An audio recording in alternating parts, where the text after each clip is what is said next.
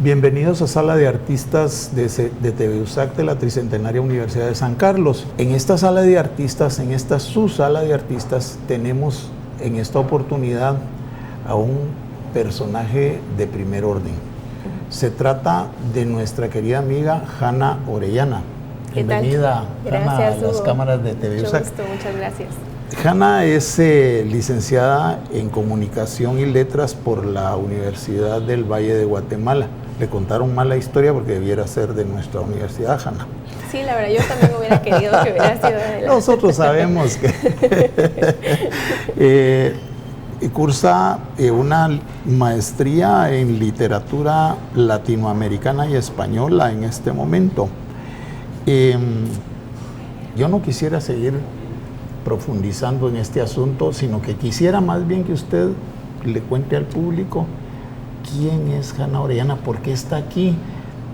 Es decir, cómo es que una persona tan joven se interesa en el mundo en el entramado de la literatura, más bien en la edición que en la escritura en principio. Por favor. Bueno, a ver, yo creo que sí, le comentaba que a veces uno, no sé, sobre todo en este país, como que uno cae a las letras y a este oficio como un poco por accidente, pero como de que a uno le cae algo del cielo y pues lo recibe y así se desarrolla. Y pues algo de eso siempre tiene algo, me gustaría tal vez pensar algo de magia, siempre tiene algo de coincidencia, de providencia, tiene el oficio siempre. ¿Cómo no? Pero sí, no, es curioso porque se podría decir que yo nací entre libros, porque mi abuelo materno tiene una librería editorial y mi abuelo paterno tenía una imprenta. Bueno, sí, tenía una imprenta y entonces... se conocieron mis papás por eso, porque uno de los lados necesitaba una imprenta y el otro pues era la imprenta y necesitaba un cliente y siempre los molestamos que fue una alianza estratégica, ¿verdad? Usted creció entre el olor a tinta y a papel recién cortado, ¿verdad? Sí, de hecho así literalmente, porque digamos mis primeros años de vida, mis papás vivían ahí en un apartamento que, o sea, como era todo familiar, ahora estaba la imprenta, la casa de mis abuelos y ahí estaba yo, ahí fueron mis primeros años de vida. Mi abuelo, el paterno, también fue vendedor de libros y tal, digamos que ellos los dos han sido editores en ciertas capacidades, ¿verdad? Sí, ellos sí por accidentes totalmente. Y entonces yo, no sé, dice mi mamá que desde bebé era así como los libros, ¿verdad? Era, ella me leía, yo le pedía que me releyera 1000 veces. Ella me ponía entre un juguete y un libro y yo gateaba hacia el libro, no al juguete. Conozco el tema. Sí. Yo tengo hijos así también. Sí, y bien como, no sé, como bien... no sé, como de destino, siento yo. Y entonces, bueno, cuando yo empecé a leer, sí fue así como que se me abrió un mundo, ¿verdad? Era esta fascinación de las letras significan algo, ¿verdad? Pero coincidentemente, digamos, en el colegio, lo que leíamos no me gustaba, era como, bueno, lo leía, yo la primera que lo terminaba de leer y tal, pero no era como aquella fascinación que yo sentía por lo que yo encontraba en casa. Y entonces cuando ya me tocó elegir carrera y tal, fue como, pues yo supongo que tengo que hacer algo relacionado al lenguaje, porque pues es mi fuerte, porque yo siempre toda la vida, desde que aprendí a leer y a escribir, las faltas ortográficas con o sea, siempre las miraba. De hecho, mi primer libro, ortotipográficamente hablando, lo corregí cuando estaba en sexto primaria. Mi papá fue así como, mira, mija, este libro está muy mal, tú tienes vacaciones, ahí, te lo dejo. Y entonces, pues un poco así empecé. Pero bueno, cuando yo tuve que elegir carrera y tal, fue como, yo no quería estudiar literatura, de hecho yo me resistía porque yo decía, ay, no, es que la literatura seria tan difícil que es. O sea, pues yo tenía en la cabeza que la literatura seria era lo que leíamos en el colegio y eso era horrible. Pero bueno, dije yo, probemos, ¿verdad? Nada, pierdo con probar y mis papás me conocen seguramente, ellos saben porque ellos sí me sugerían como, ¿por qué no estudias literatura? ¿Verdad? A ti te ha gustado leer toda la vida. Y entonces, pues lo probé y ahí fue cuando empecé en la Universidad del Valle y el primer curso, la primera clase de literatura grecolatina con Aida, Toledo. No, Aida Sasso creo que es su apellido, no me acuerdo. Ajá, no, ese día dije yo, esto es mi vida, ya lo decidí, qué maravilla.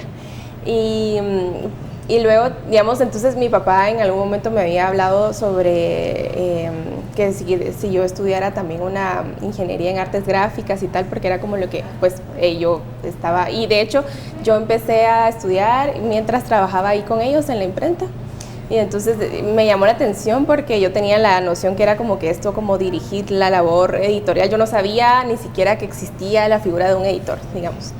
Y entonces me metí a averiguarlo y tal, y fue como, no, esto es lo técnico, lo de la impresión literal, eso no me interesa a mí. Y luego, pues es un poco gracioso, pero vi esta película, El Diablo Viste a la Moda. Y entonces pues la figura de Miranda Priestley es una editora. Yo, ¿qué habrá estudiado ella para hacer lo que es ella? Era editora en jefe. Entonces ahí pues empecé a averiguar y tal, y entonces dije, lo que yo quiero hacer, o sea, como que nunca le había podido poner un nombre a lo que yo quería hacer, que era ser editora. Eso pues tal vez sí, antes de empezar en la U y tal. Y pues a partir de entonces fue así como, no, o sea, yo voy a hacer todo lo que tenga que hacer, y de hecho seguí estudiando en la Universidad del Valle porque esta carrera tenía en su momento, cuando existió, ¿verdad? Porque ya no existe, un curso que se llama Proyectos Editoriales, y entonces pues eso, no era como yo quiero ser editora, yo me voy a preparar, pues tuve todo este como contexto de la impresión y la corrección ortotipográfica, corrección de estilo, corrección de pruebas. La iniciación. Que fue como, como que la inducción, ¿verdad? Y entonces, pero yo lo que quiero es... la etapa iniciática, digamos. Sí, como que un poco las habilidades técnicas, ¿verdad? Ajá. Y luego, pues eso, ¿verdad? De entender que la edición es el proceso en el que todos estos conocimientos técnicos y también todos estos procesos se van uniendo para que el libro se vuelva algo mucho más allá del texto, ¿verdad? O sea, un objeto comunicativo completo, es decir, todo en el libro está comunicando, tanto los números de página como los márgenes, como sobre todo la cubierta, ¿verdad? La portada, realmente no juzgamos a un libro por su portada, ¿verdad? Pero luego también mucho más allá, ¿verdad? La presentación del libro, cómo se difunde, cómo se comparte, cómo se critica, dónde se vende, cómo se hace accesible, todo esto es en un libro, ¿verdad? No solo es literalmente el manuscrito, sino es todo eso. Entonces a mí ese es el proceso que me fascina, ¿verdad? Mire, qué interesante. No había hablado nunca con un editor de oficio, porque, como usted bien acaba de decir, nos pasó con esta señora jovencita, muy jovencita ella, por cierto, que es presidente de Filwa, Diana López, que nos contó que ella, sí, literalmente le cayó el 20 encima y pues allá vamos. Y qué bueno, ¿verdad? Porque ha hecho un trabajo extraordinario, realmente, ha llegado lejísimos como nadie ella realmente, ¿verdad? A todos nos afecta de manera diferente, siento yo, o nos abruma a unos el trabajo, digamos, de las artes gráficas. Yo tenía un pariente pues bastante cercano, que era gerente de tráfico del Imparcial. Y mi padre leía el Imparcial todos los días, todos los periódicos. Era un periódico enorme, de tamaño tabloide, ¿verdad? Que requería su momento y su espacio. Sí, el periódico, nosotros con mi hermano decíamos, ahora le toca leer el periódico de espía, porque en las películas salía un espía. Y se podía tapar la cara, ahora con los periódicos de ahora no.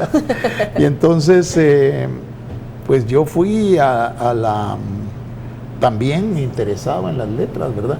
Fui al Imparcial en una oportunidad, él me llevó por los talleres, por el área de la redacción y ¿cómo le dicen? Y la edición. Y efectivamente yo me sentí muy abrumado ahí. Eso no va a ser lo mío de plano, yo no quiero estar en un periódico nunca, ¿verdad? Y ha habido oportunidades pues y nunca, ¿verdad? Yo no tengo interés en eso. Pero bueno, mire, cuéntenos sobre su tesis de grado.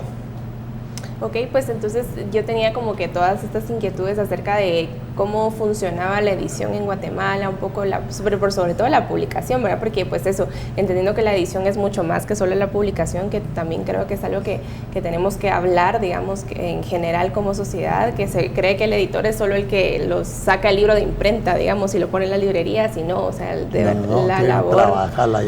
labor de edición tendría que ir mucho más allá, ¿verdad? Pero el asunto es que yo estaba tratando de entender un poco, como que busqué fuentes teóricas que hablaban un poco cómo funcionaba la edición y todo, pero en medio de todo eso me puse a ver que, digamos, era llamativo que en su momento esta carrera de letras en la UEG éramos 90% mujeres, ¿verdad? Nuestras catedráticas también 90% mujeres, tal vez 80%, y así empecé a ver la Universidad de Rafael Landívar también era así, USAC va más o menos por ahí, pero lo interesante era que las personas, y muchas de ellas escribían o escriben, y entonces pero lo interesante era ver que los premios literarios, por ejemplo, o las publicaciones de las editoriales más conocidas del país, ellas no estaban representadas, no ellas específicamente como personas, sino en general. Como el género. Eran más hombres, ¿verdad? Y entonces yo decía, pero ¿qué está pasando ahí, verdad? Porque también uno usualmente yo creo que justo antes de que yo empezara en la universidad, habrá sido la última generación en la del Valle en la que había más o menos paridad, ¿verdad? Y mucho antes era una carrera para hombres, digamos, o estaban los escritores, los catedráticos, ¿verdad? Casi que todas las carreras, ¿verdad? Todas las profesiones liberales tuvieron presencia masculina en un 95% en términos generales. Yo recuerdo en los 70s, en la Facultad de Ingeniería, habían 2 o 3 mujeres en toda la facultad, ¿verdad usted? Es decir, no habían mujeres ingenieras, ¿verdad?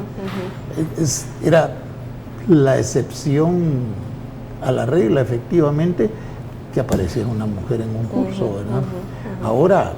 Ahora es al revés. Ahora es al revés, yo creo que en todas, ¿verdad? Las mujeres son más, además. Y bueno, entonces, un poco preguntarme qué pasaba, y luego, pero fue un catedrático en algún momento dijo como que, ay, no, es que en Guatemala solo han escrito 3 novelistas, o sea, solo existen 3 novelistas mujeres.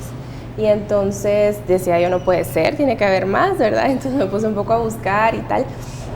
Y pues un poco el problema de Guatemala es que no tenemos registros y no tenemos continuidad, digamos, ahora que estoy en Editorial Cultura hay muchas cosas que es como, eso lo editó, o sea, acerca gente y me dice, ay, fíjese que editaron a mi papá o me editaron a mí hace tantos años y ya no se reeditó, y hay un montón de cosas que solo ni siquiera en el archivo propio, digamos, pues nuestro archivo es muy completo y tal, pero digamos, han pasado cosas, ¿verdad? Se pierden entre mudanzas y todo.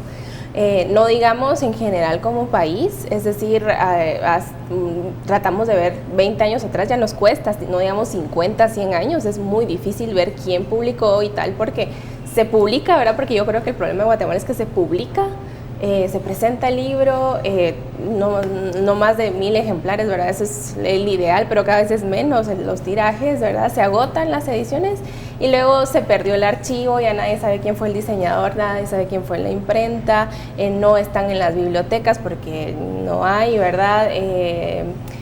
Y ya nadie lo encuentra y tal, y entonces era una labor muy difícil como ver tan hacia atrás y ver quiénes habían sido novelistas en el país. Y entonces pues lo que decidí entonces fue el ISBN, digamos, es que es el International Standard Book Number, es un registro muy fiel, digamos, desde que se usa, ¿verdad? Porque también me he topado con que hay editoriales aún hoy que todavía no usan el código de barras y tal para sus publicaciones, pero nos permite tener una muy buena idea que tal vez ahora será el 90% de las publicaciones el que lo usa, y entonces eso nos daba un panorama más certero de qué se estaba publicando en el país, y yo quería saber finalmente cuántas mujeres eran, ¿verdad? O sea, de todo el universo de publicaciones guatemalteco, cuántas mujeres eran, y pues lo analicé por género literario, por género de los autores, y por si lo habían hecho a través de una editorial o por autopublicación, ¿verdad? Y pues ahí tengo las cifras y tal, pero digamos que no llegamos a más, el género literario en el que más se logra es en el cuento, que llegamos al 40%, pero de ahí no se publican, y entonces un poco la reflexión es, pues no solo son las mujeres las que faltan en la literatura guatemalteca, porque fundamentalmente yo veo mujeres escribiendo, ¿verdad? Pero no las veo publicadas. Por un lado, y luego pienso, Guatemala es un país tan plural, tan heterogéneo, tan complejo, y faltan muchas más voces, ¿verdad? Faltan las garífunas, faltan las mayas, y así nos vamos, ¿verdad? Y tenga la certeza que en todas las comunidades de los pueblos originarios hay gente escribiendo, con toda seguridad. Sí. Cabalmente, quien es su valedor con nosotros, Winston González, nos contaba de los escritores garífunas. Es impresionante enterarse de esto. Para una gente como yo, vergonzoso, pero ni modo, ¿verdad usted? Pues en general, porque si lo piensa, o sea, uno ve a lo que uno usualmente piensa como un autor guatemalteco, y usualmente es una persona, un hombre ladino de la ciudad, ¿verdad? Y no por eso estamos descartando que sean Miguel Ángel Asturias, pues con todo, ¿verdad? Pues sí, tenía cierta ascendencia indígena y tal como todos, ¿verdad? Pero pues, y no por eso, como digo, estoy diciendo como que no tengan calidad literaria, sino todo lo contrario, son personas extraordinarias, con talento extraordinario, pero la pregunta fundamental es que la calidad literaria tiene que estar por ahí también, y a veces nos podemos cerrar a la posibilidad de que esté en otros lados de los que normalmente han estado, ¿verdad? Fuera de la ciudad y fuera de nuestros cánones, digamos, porque también es un poco la tarea de cuestionar el canon, ¿verdad? Lo que hemos conocido tradicionalmente como la literatura guatemalteca puede que en realidad no sea representativa de todo lo que se está haciendo. Ahora una pregunta concreta. Hanna Orellana quiere ir por ahí, va a ir por ahí, porque es que por un lado y por otro lado tiene, digamos, la posibilidad de ser suficientemente horizontal la visión de la editorial, porque son dos cosas distintas. Una cosa es que usted quiera y la otra cosa es que se pueda. Lo dejamos para el próximo segmento, porque ya veo que le dije que se nos terminó el tiempo del primero. Volvemos con Hanna Orellana de Editorial Cultura en el próximo segmento. No se vayan, lo mejor siempre está por llegar aquí.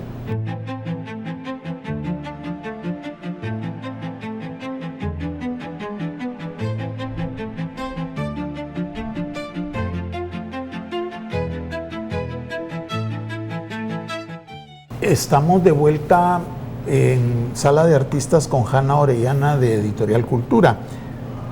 Le dejé planteada una pregunta bien con ligera, dos aristas. Tranquila la pregunta. Sí, suavecita, ahí solo para calentar. Para que se pida cartas. Vamos pues, cuéntenos. Pues sí, yo pienso que es posible, digamos, tenemos este Consejo Asesor de las Letras, que creo que es una figura muy importante para la labor de la editorial, ¿verdad?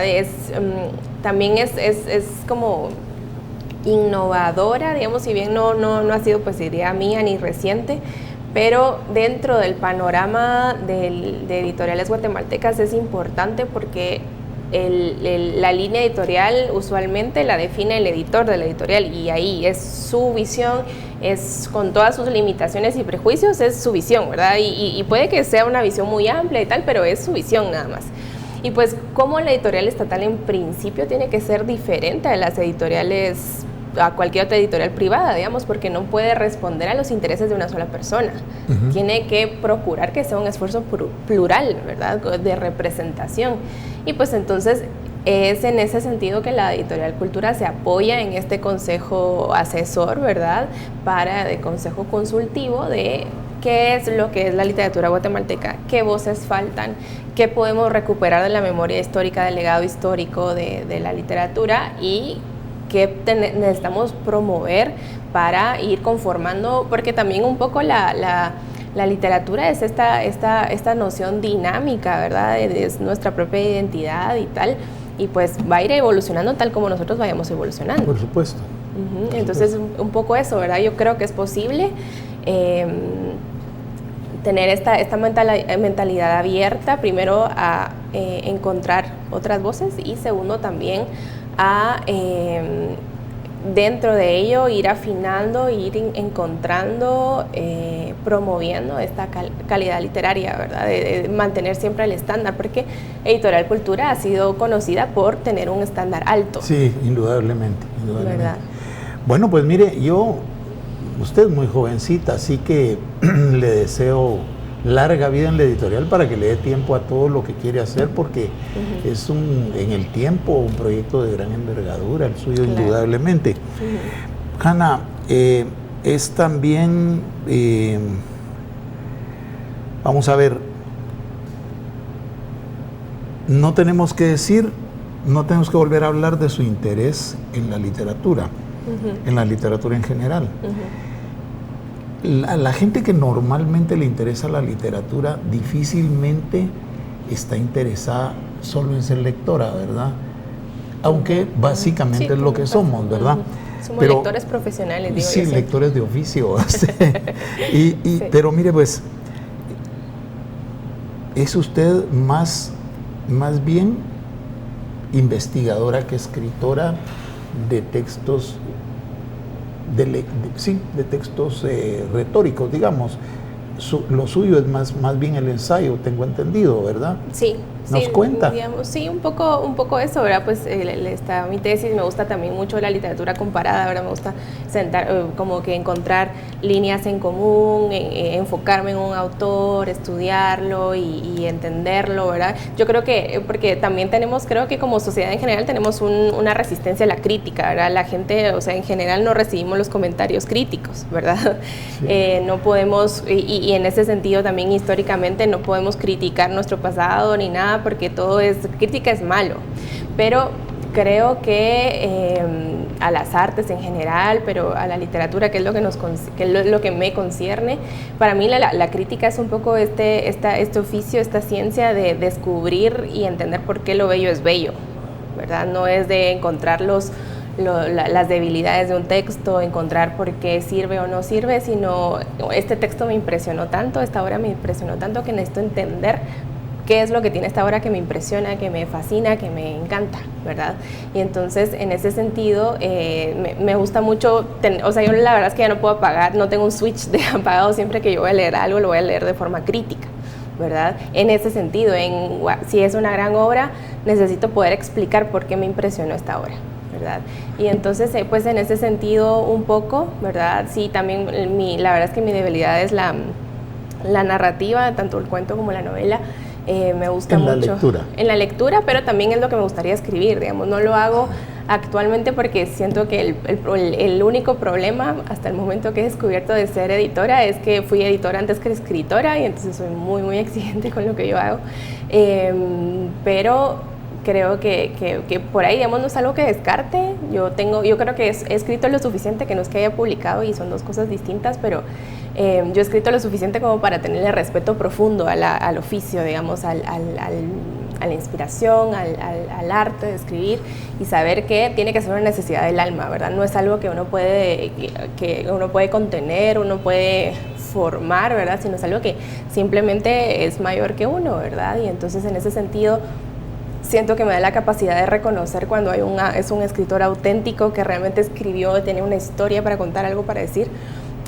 Y porque yo considero que de ahí proviene la calidad literaria, ¿verdad? De que sea algo que verdaderamente responde a... Que sea un retrato interno del inconsciente del autor. Sí, algo que él está contando o ella está contando, algo que solo esa persona podía contar en ese momento histórico, y porque convergía a algo que no ha pasado, porque Juan Rulfo decía que solo se puede escribir de tres cosas, ¿verdad? La vida, el amor y la muerte. No hay otro tema, bueno, la verdad. Muy limitado, aunque Juan Rulfo sea el poeta en lengua española después de Cervantes, pero muy limitado lo que dijo realmente. Sí, pero es que la verdad, si nos ponemos a clasificar la narrativa o la poesía, cualquier género literario, realmente todo versa alrededor de eso, pero el mérito de cada obra literaria está en que el escritor va a escribir desde su punto de vista particular en la historia, ¿verdad? No, pues uno no quiere pensar que es... no sé, no puede ser reemplazable, ¿verdad? Pero nadie va a poder escribir como Hugo Gutiérrez en la historia. ¿Por qué? Porque hay ciertos factores que convergen en usted que no convergen en nadie más. Indudablemente. Estoy mudo de lo entusiasmado que me tiene ese comentario que acaba de hacer. Mire, primero comparto al 100% lo que dijo sobre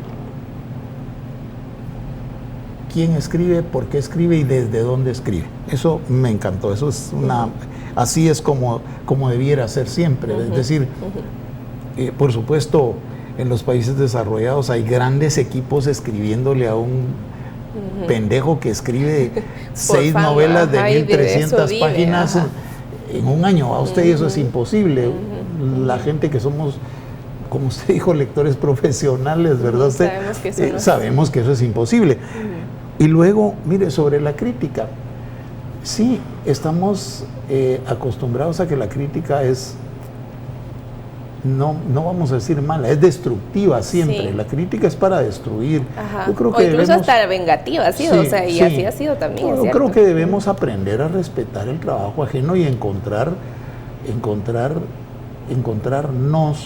con el sustrato estético del trabajo, es decir, ir más allá, hombre. Es decir, la crítica no puede seguir siendo ni tampoco estructural, ¿verdad? Es decir, no puede seguir siendo la crítica de la forma, cuando lo que en realidad trasciende el tiempo y la historia es el fondo, ¿verdad? Entonces el contenido, hay que ir al contenido, ¿verdad? Hay que ir al contenido y la crítica debe estar basada en el contenido. Crítica que no está basada en el contenido, simple y sencillamente, es como, sin menospreciar al periodismo de ninguna manera, ¿verdad? Es puro como un ejercicio cotidiano, ¿verdad? Banal, digamos. Sí, baladí, ¿verdad? No tiene sentido eso, ¿verdad? Entonces, a mí me pasa, yo escribo sobre pintores y sobre escultura. Me pasa que la gente me pregunta, mira, ¿y por qué no has dicho de este que es un tal? Pero es que ese no es el objeto. Y además los guatemaltecos particularmente, debemos dejar de hablar mal de los demás. Ay, sí. Porque es un ejercicio constante. Hablar mal del gobierno y del prójimo, ¿va usted? Ya basta, pues, ¿verdad? De defensa, claro, y hay más cosas. La vida es otra cosa, está en otra parte. Cuéntenos la historia de Esther Tusquets, que me contó antes afuera de cámaras, por favor. Pues en este esfuerzo de que yo sigo como bastante intencional en ser editora, ¿verdad? Pues busqué biografías o textos que hablaran de editores, ¿no? Entonces encontré Se encontró con ella. Con su biografía profesional, que se llama Una editora poco mentirosa, si no estoy mal. Y la verdad, cuando me acerqué al texto yo no entendía el título, y luego pues con los años y la experiencia entendí por qué el título, y es que un editor tiene que poder decir, mira, honestamente tu texto, tu obra necesita mejoras, no está bien, está publicable, no está publicable, y uno a veces en el buen corazón quiere decir sí a todo, ¿verdad? Así como sí, qué alegre y publiquémoslo y tal, y hay que entender desde esa perspectiva crítica que toda obra es una obra en proceso, todo es perfectible, ¿verdad? Y yo creo que también un poco entender esta idea que no es que el editor sea tan incidente o el corrector y tal, pero creo que tenemos como que esta idea que el autor se las sabe todas y no siempre se las sabe todas. A veces, la verdad, las mejores obras han sido una especie de obra colectiva, ¿verdad? Y no en el sentido de que pues lo hicimos todos juntos, ¿verdad? Sino yo sé que los procesos creativos suelen ser como, no sé, por ejemplo, yo escribí, se lo mandé a mi mejor amiga para preguntarle su opinión, me dijo que esta cierta parte no era tan verosímil, este narrador tal vez no funcionaba, que probara otro sí, la sumatoria ángulo, de muchas integralidades. Luego se lo mando a otro amigo y me dice que también tiene problemas con no sé qué, y así se va enriqueciendo el texto, ¿verdad? Yo creo que nos hace falta un poco esa apertura a eso. Pero pues entonces Esther Tusquets fue la editora, por ejemplo, de Kino en Barcelona, de Humberto Eco y de gente así, ¿verdad? Muy importante. Y entonces yo era curioso porque yo pensaba que como era su biografía profesional, ella iba a contar acerca de los desafíos que tenían con las imprentas o lo difícil que era, no sé, proponer un concepto gráfico para un libro, qué sé yo. Pero no, en realidad su biografía era más acerca de cómo se fue conformando el grupo literario y las voces que ella iba proponiendo, cómo vivieron la dictadura franquista, cómo más bien se sublevaron o resistieron, ¿verdad? Un poco eso, era bastante acerca de las fiestas que tenían y todo esto me dio la sensación o la idea de que realmente el editor lo que hace es crear una comunidad, ¿verdad? Es lo que nos toca, digamos, y ahora lo veo en Editorial Cultura, mucho de mi trabajo es un poco esto, ¿verdad? El relacionismo público, ¿verdad? Dar a conocer lo que es la editorial, tender puentes, crear comunidad de autores y de artistas, ¿verdad? Porque que al final de cuentas es lo que ahora le dicen el gestor cultural, ¿verdad? Que es un poco otra labor, digamos, pero la figura del editor ha cambiado sustancialmente, digamos, del tiempo de, vamos a decir, de don César Brañas para acá. El editor es otra cosa. En principio es una dama elegante y guapísima como usted, pero porque antes no había mujeres editoras, ¿verdad? Bueno, ahora hablemos de la dualidad escritor-editor. Otra vez, pero termine de desarrollar eso porque lo dejó en el aire. Sí, pues entonces es un poco esto, ¿verdad? Yo creo que en ese mismo sentido que un editor tiene que crear comunidad, tiene que procurar estas como alianzas estratégicas, ¿verdad? Como, ok, necesito conocer nuevos autores y fulano me refiere a sutano y no sé qué, conozco su trabajo, necesito un ilustrador para este libro y busquemos a alguien que tiene la voz, digamos, que se necesita para este proyecto y pues así, ¿verdad? Porque fundamentalmente el trabajo de un editor es creer en otra persona. Voy a creer tanto en tu trabajo y en la trayectoria que puedes tener en tu potencial, que voy a publicar, que voy a hacer mi mejor esfuerzo editorial para que tu libro sea importante y sea conocido. Y entonces dentro de esa misma idea, ¿verdad? Yo creo que el editor no tiene que tener ego artístico, ¿verdad? Tal vez un poquito de ego, no está de más, pero fundamentalmente no un ego artístico, porque si yo produzco, y no es que yo me considere mejor editora que otros simplemente porque no escribo, sino yo más bien, pues, no sé, todos estamos aprendiendo y todos hacemos lo mejor que podemos, pero yo creo que también es importante que independientemente si sea artista o no, porque yo honestamente creo también que soy artista, en el sentido de que un artista es alguien que encuentra una salida creativa a algo, ¿verdad? O sea, que crea, fundamentalmente es alguien que crea, ¿verdad? Y entonces, pues yo creo libros, ¿verdad? A mí me entregan manuscritos y yo creo libros. Pero más allá de eso, creo que es importante dejar ese como ego del artista de lado, el ego del escritor de lado, porque es una labor hasta cierto punto altruista. Digamos, el darle el micrófono a alguien más, el darle el spotlight a alguien más, esa es la labor del editor, ¿verdad? Si bien sí, o sea, uno tiene que ver mucho con el proceso y tal, pero en el momento real, o sea, y lo que ya dije de las obras colectivas y que yo procuro que involucrarme bastante en los procesos, porque a mí lo que me apasiona no es tanto el libro como tal, sino las personas, ¿verdad? O sea, cómo tender esos puentes con las personas, cómo creer en ellos, cómo acompañarlos en el proceso. Más allá de eso, creo que es importante pues que el editor sea capaz de hacerse a un lado y entender que es el momento de brillar del autor y cómo yo puedo hacer que tanto su libro como él como persona puedan brillar más y estar y adueñarse de ese reflector, digamos. Y entonces es en ese sentido que yo creo que a veces, digamos, el editor tiene que ser ligeramente distinto al escritor, ¿verdad? Porque no son otros intereses, digamos, un escritor tiene que ver por lo suyo propio, mientras que el editor tiene que ver lo de su comunidad. Tiene que tener una visión más horizontal, indudablemente. Sus escritores de culto locales, ¿quiénes son sus escritores de culto locales? Centroamericanos, digamos, hablamos un poco más del abanico. El abanico, sí. Pues a mí me marcó mucho Yoconda Belli, ¿verdad? Siempre la busco. Maravillosa. Me encanta. Sí, fue cuando leí La Mujer Habitada, fue un descubrimiento para mí, y pues todo lo que ella hace. Obviamente Miguel Ángel Asturias también, ¿verdad? No, o sea, yo de verdad siento que lo leí en el momento en el que tenía que leerlo y sobre todo con la mediación que tenía que tenerlo, porque es un texto complejo, no nos enseñan a leerle a Miguel Ángel Asturias en general. Si yo lo hubiera leído en el colegio, seguramente no estaría diciendo yo sí, esto. mucha gente con mucha sensibilidad para el arte escucha a uno decir, no, pues a mí Miguel Ángel Asturias no me dice nada, no me gusta, es complicado, arcaico, prosaico. Sí, es muy complejo. Pero lo que pasa es que es muy complejo.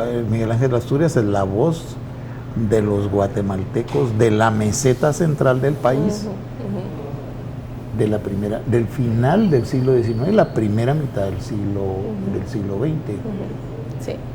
Y sostengo la tesis que Víctor Muñoz, de los próximos 25 años, no sé quién sea luego, porque Víctor está muy grande para entrarle al idioma, al castellano guatemalensis local, derivado de la televisión mexicana. Mire, se nos acabó el segundo segmento, Jania, no nos va a alcanzar el tiempo, por Dios santo. Volvemos a su sala de artistas con Jania Orellana, editora de Editorial Cultura. En un momento, no se vayan, ya ven que es profunda esta patoja de verdad. Terminen de oírla, se los ruego.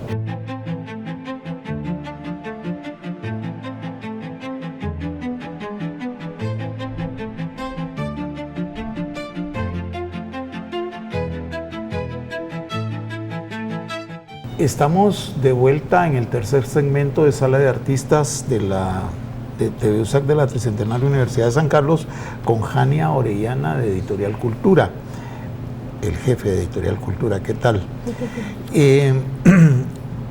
Vamos a ver, ahora nos vamos a pasar a un tema más como técnico. Cuéntenos cuál es la función de la Editorial Cultura. Cuéntele al público, por favor, Jania. Sí, es muy importante esa parte, digamos, porque de por sí es uno de los, yo le digo los desafíos que tengo que resolver ahora, y es que pues la Editorial Cultura ha sido muy incidente y muy importante dentro del panorama literario guatemalteco, pero para nosotros que estamos dentro del medio, digamos, fuera de eso, la gente realmente casi no conoce. Yo decía, bueno, ahora trabajo en la Editorial Cultura, y todos como, ¿y eso qué es? ¿De dónde viene o qué? Y entonces... ¿Qué te pasa, chava? ¿Qué estás hablando? Ajá. Y eso que tiene un nombre tan como evidente, siento yo, ¿verdad? Editorial Cultura, pues supongo que tiene que ver algo con la cultura del país, pero bueno. Es un poco como que da a entender que la Editorial Cultura, pues sí, es la editorial estatal, la editorial del Ministerio de Cultura y Deportes, pero más allá de solo como que a nivel de organización.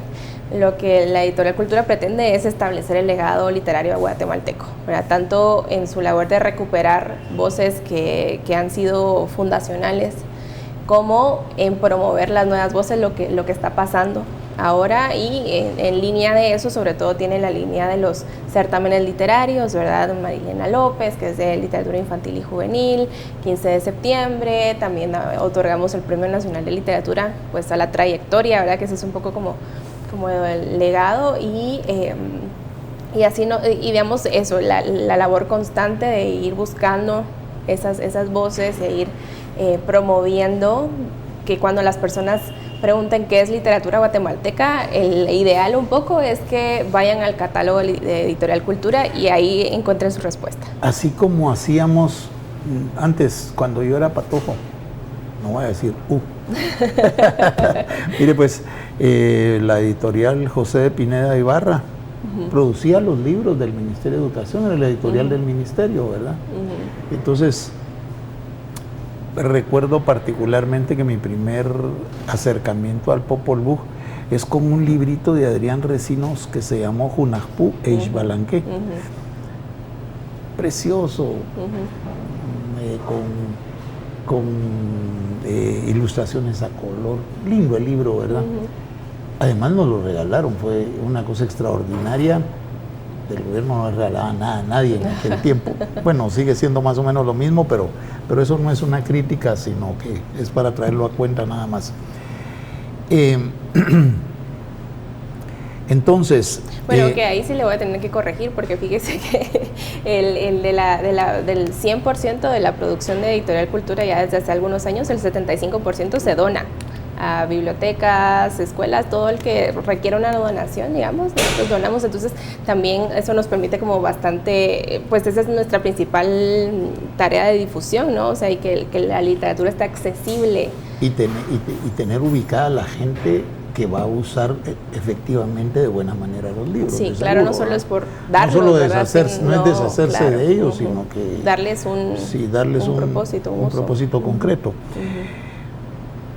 ¿Cómo se establece la calidad literaria? Y como es un tema amarrado también, ¿cómo llega un autor a los premios nacionales, por ejemplo? Ya habló usted de los dos premios nacionales que tiene ahí, ¿verdad? El de literatura infantil y el Miguel Ángel Asturias. Pues, el 15 de septiembre. Sí, porque digamos el Miguel Ángel Asturias se da la trayectoria, ¿verdad? Y pues eso también lo ve el Consejo Asesor de las Letras, ¿verdad?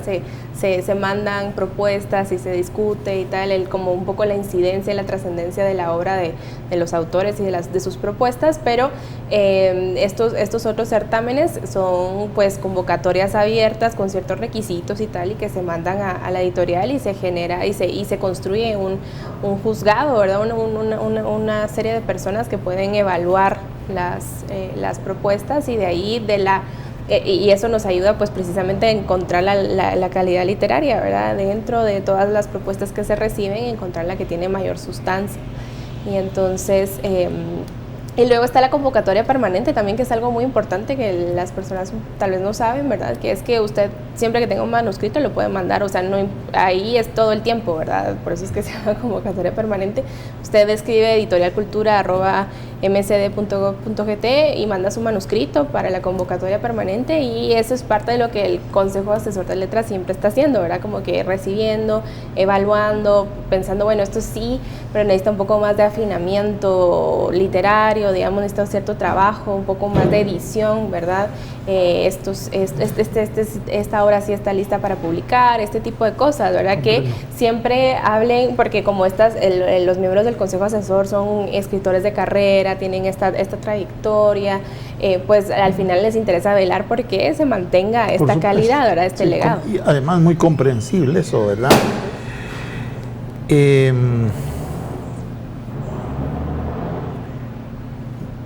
Las nuevas voces. ¿Cómo hace para seleccionar las nuevas voces? Pues un poco eso, ¿verdad? Siempre hay una labor de exploración de pues no solo lo que recibimos directamente, sino también lo que vamos conociendo del medio literario. Creo que hay mucho del trabajo de un editor, sobre todo el editor estatal, de ir explorando, ¿verdad? O sea, mi trabajo no solo de 9 a 5, sino yo pues ahora, por ejemplo, en la Filwa me fui a dar algunas vueltas en las editoriales locales, ¿verdad? Saber qué se está haciendo, qué autores están, cuáles no están, conocer nuevos autores que estaban, no sé, en algunos conversatorios y tal, conocer su trabajo. Hay por eso es que me gusta tanto la investigación, y por eso es que tiene que ver tanto con la labor editorial, porque específicamente en esta editorial que procura establecer qué es la literatura guatemalteca, pues uno tiene que estar investigando continuamente qué hay y qué falta en la literatura, ¿verdad? Qué lindo trabajo usted, qué lindo trabajo, qué envidia. Los libros ahora háblenos de los libros de texto infantiles y juveniles. Pues sí, esa digamos ha sido un poco mi pericia, digamos, o mi contexto más, o mi mayor experiencia profesional ha sido de ese lado, ¿verdad? Y yo ahí sí yo creo que caí un poquito como decía al inicio, por providencia, ¿verdad? Y siempre yo creo que la buena literatura infantil siempre lo fascina a uno, o sea, solo uno no puede explicar qué es ese elemento que tiene porque fundamentalmente es algo que uno lee de niño y le fascina, pero luego lo visita 10, 15, 20 años después y regresa a ello y le sigue fascinando, tiene algo que decirle siempre. Esa es la buena literatura. Es como la vuelta a ese territorio sagrado de la infancia, a la literatura, volver a la literatura infantil, ¿verdad? Así es. Yo recuerdo Alicia en el País de las Maravillas, por ejemplo, que originalmente la escuché en una radio que dejó de existir hace muchísimos años, se llamaba Telefunken. A las 5 de la tarde siempre había un cuento, y con mi hermano dejábamos tirada la pelota a media acá y nos íbamos a oír el cuento. ya son las 5 y salías corriendo. Wow, sí era atractiva para dejar la pelota. Sí. Pero digamos, y entonces yo creo que el problema con la literatura infantil ha sido, o bueno, primero quiero hablar de que sentimos un auge, o sea, esta última filgua, 1/3 del fórum era stands de literatura infantil.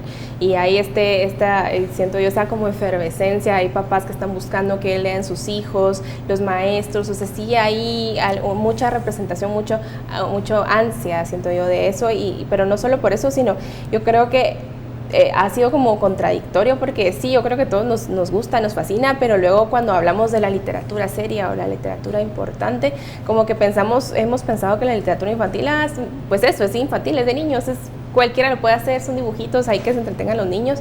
Pero no, o sea, se le tiene que dar su importancia a la literatura infantil porque de alguna manera, en el mejor de los casos, ¿verdad? Los escritores y los lectores y todos nos hemos formado desde entonces, ¿verdad? Y no solo a largo plazo tiene una consecuencia ideal, que es que nos volvamos lectores, sino en general están para construir a los niños en su momento y acompañarlos. Todos no sé, a mí me gusta pensar que todos tendríamos que tener un libro de niños, o un libro que leímos de niños, que se volvió parte de nosotros, que nos hizo sentir que existimos, que somos valorados, que somos representados. Y entonces en esa línea yo creo que es muy importante para Editorial Cultura apostar más, no solo por un afán de ventas, un afán de estar en el mapa literario, sino porque por un lado, pues eso, tenemos que promover la literatura infantil, que los niños lean, se acerquen a la lectura, pero por otro lado también estamos trabajando pensando cómo podemos acercar a estas grandes voces, ¿verdad? Luis Cardosa y Aragón, Miguel Ángel Asturias, Alaid Fopa, todos ellos a los niños, cómo podemos hacer porque también la literatura infantil en realidad yo pienso que es de los géneros, ya viéndolo como un género literario, ¿verdad? Es de los géneros más difíciles de hacer porque es una complementación perfecta, es un signo comunicativo complejo en el que está el texto y la imagen, y ninguna de las dos cosas tiene que reiterarse, sino se complementan, se encajan. Y entonces es incluso más difícil que la poesía, porque la poesía son signos así bien puntuales, bien pertinentes, y este es un signo más complejo porque tiene dos aristas, ¿verdad? Y entonces la complementación de la imagen, ¿verdad? Y entonces en ese sentido, ¿cómo proponemos estas obras artísticas, al final de cuentas, para como acercar pues esto, ¿verdad? Nosotros, los autores que nosotros conocemos como lectores asiduos, ¿verdad? Que se han conocido en el medio por muchos años, ¿cómo los acercamos a una nueva generación? ¿Verdad? Y por un lado la literatura infantil de niños así chiquitos, ¿verdad? De bebés, de 5 a 8 años en lo que empiezan a leer, pero también a los jóvenes. ¿Qué pasa con la literatura? Yo siento que si bien está este auge, está en la literatura infantil de temprana edad, pero nos hace falta la literatura juvenil, ¿verdad? Entonces, las nuevas propuestas como novelas gráficas, cómics y todo esto, ¿por qué no utilizar esos formatos que se vuelven mucho más amigables, ¿verdad? Y que sobre todo hay que reconocer que competimos contra lo visual, ¿no? Lo audiovisual es muy fuerte en esta generación. Sí. Entonces, como en lugar de, pues no una competencia aguerrida, que le declaremos la guerra a estos medios, ¿por qué no nos hacemos amigos de ellos y generamos estos híbridos que nos permiten, pues eso, tender puentes? Al final de cuentas, eso es lo que tenemos que hacer, tender puentes. Claro, porque lo digital, lo visual es como una herramienta, ¿verdad? Finalmente, y hay que buscar que la imaginación desde la lectura vaya también por ahí, ¿verdad? Es decir, no, usted lo dijo concretamente, no hay que andarse peleando con lo digital, porque lo digital está ahí, vino para quedarse. Exactamente. Como dice Irene Vallejo, ¿verdad? Una ampliación de la memoria humana. Pero es una ampliación que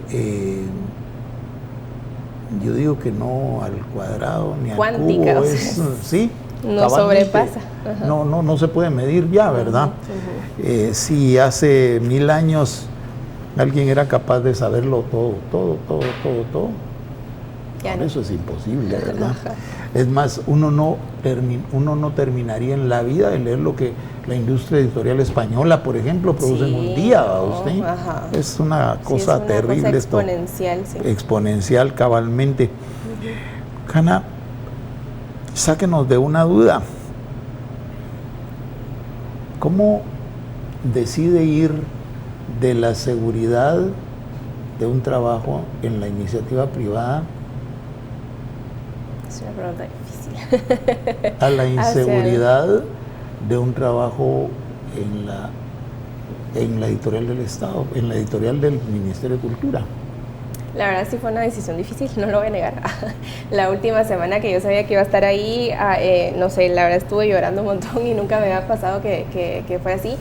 Pero al mismo tiempo, no sé, me habían preguntado antes si me interesaba aplicar a ese trabajo y en su momento había dicho como, no, gracias, aquí estoy bien. Pero luego, no sé, a uno también creo que, no sé si lo puedo decir como una necesidad del alma, así como es escribir, pero empecé a notar ciertas cosas. Yo he seguido el trabajo de la editorial por varios años y pensaba yo, la podrían hacer esto, todas las posibilidades que hay en esa, o sea, todo lo que tiene que ser una editorial estatal, tienen un presupuesto que no tienen no tienen las editoriales nacionales, otras editoriales, digamos, tienen un alcance con todo esto de la donación, las bibliotecas, que no tienen las otras editoriales, todo lo que se puede hacer, ¿verdad? Y entonces, cuando volvió a surgir la oportunidad, dije, ya no me puedo dormir en esto, tengo que aprovecharlo. Y entonces, pues dije, igual vamos a aplicar y veamos qué pasa. Pero fundamentalmente, digamos, siento que es eso, una oportunidad que se tiene que aprovechar de hacer el mejor esfuerzo, de aportar todo lo que uno es, todo lo que uno podría saber, ¿verdad?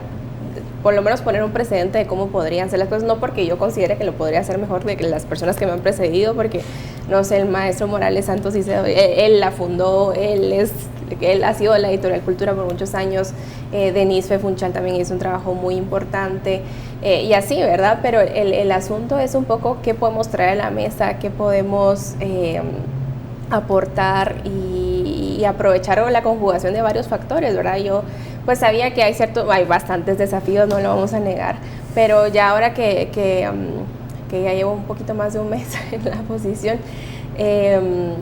ver que realmente se están conjugando factores, hay voluntad, hay apoyo de parte de las autoridades, del ministerio, hay presupuesto y digamos en la FILBA, por ejemplo, me di cuenta que hay muchas manos que están dispuestas a ayudar, muchas manos hermanas, muchas alianzas. Y hombros que quieren empujar con ustedes. Sí, muchas alianzas que podemos hacer dentro del medio, digamos, con otras editoriales y tal. Entonces, yo, o sea, de verdad no me arrepiento de nada. Yo, por definición, uno sabe que las cosas con el Estado son inestables, pero yo digo que hay que aprovechar las cosas mientras estén abiertas las puertas, hay que aprovecharlas. Pero ahí hay que dar lo mejor que uno tiene, dar eso, ¿verdad? Un trabajo de excelencia, de compromiso y de ahí, digamos, creo que la ventaja de que yo no, digamos, tengo este recorrido editorial, digamos, es que, no sé, o sea, digamos, mi carrera personal creo que se puede sostener por sí sola, ¿verdad? Y pues si falla el Estado, pues yo tengo otras salidas, pero no es tanto eso lo importante como un poco la idea de aportemos, ¿verdad? Desde los espacios que se nos permitan, aportemos. Mire, primero, a la generación que yo pertenezco, uno siempre se junta con gente que es más o menos como uno, ¿verdad? Siempre nos preocupa mucho qué pasa con el país, para dónde vamos. Nos movemos mucho en la tendencia de que no hay estado perfecto y de que hay que buscar la manera de llenar las carencias haciendo, ¿verdad? De esa cuenta estamos aquí esta mañana. Me gusta mucho el entusiasmo que tiene usted al respecto. Creo que hay que buscar tener también, en su caso, quiebre de cintura para mantenerse en el puesto, por un lado, pero por otro lado para hacer, ¿verdad? Es decir, hay que hacer, esa es una oportunidad única en realidad, ¿verdad? Es una oportunidad única que ya quisieran muchos haber tenido y que no ha sido posible, ¿verdad? Usted la tiene y pues la editorial Cultura es la editorial más grande del país, tengo entendido, ¿verdad? La editorial que produce más libros en el país, afortunadamente, en un país como este, ¿verdad?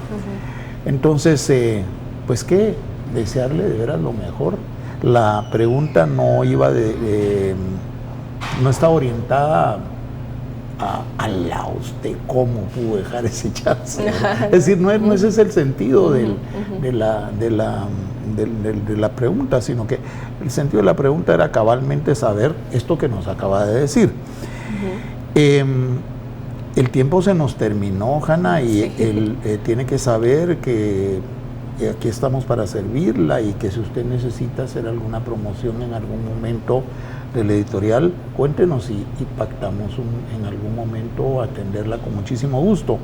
Gracias. Y luego, pues, que se despide su público. Ahí están sus cámaras, despídase de su público. Y pues le reitero nuestra gratitud, el entusiasmo que nos provoca que usted esté ahí. Gracias. Y le deseamos de verdad lo mejor, por favor. Gracias, pues ha sido un gusto, de verdad. Es para mí siempre un honor y una emoción, claramente, hablar de la literatura guatemalteca. O sea, pues yo conozco, obviamente por mi carrera, literatura de diversas partes del mundo, pero nada me mueve tanto como la guatemalteca. Y pues sí, los espacios están para compartirlos, así que muchas gracias, Hugo, por la invitación y tal, y ahí estamos también a la orden. Qué bueno que estuvo por aquí. Gracias. Estuvo con nosotros Jania Orellana, la jefe de Editorial Cultura. Los esperamos en un próximo episodio. Muchas gracias por su audiencia.